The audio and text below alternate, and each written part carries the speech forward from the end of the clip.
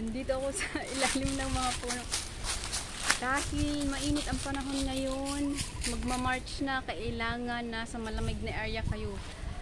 Kapag mainit, huwag niyong kalimutan magdala ng tubig na malamig at manatili sa isang lugar na malamig dahil sobrang init ngayong March. Ramdam na ramdam ko, natutuyot na yung mga halaman sa paso.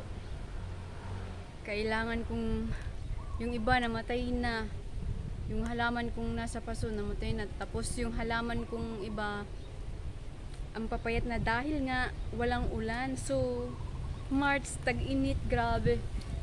Kaya nandito ako sa ilalim ng mga puno. Kasi alam nyo, nung bata ako, nung nandun pa ako sa probinsya namin, nung bata ako, pag pumupunta ako sa gubat, kapag alam na alam ko na mainit ang panahon, pumupunta ako sa malilim na lugar, yung mahangin. Tapos may mga baging-baging pa, nag-uukyabit ako doon, and then nagpapaswing-swing-swing ako doon, o diba? So ang sarap ng hangin dito.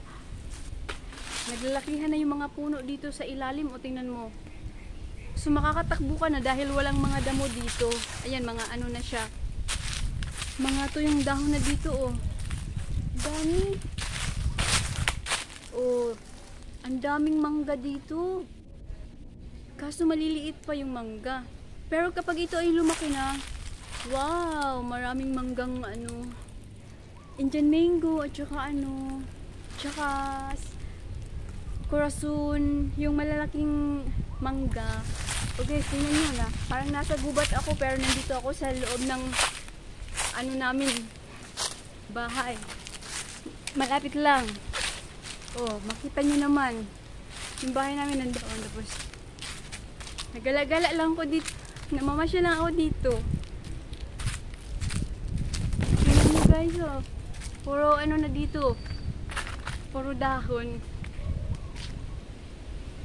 Bye-bye!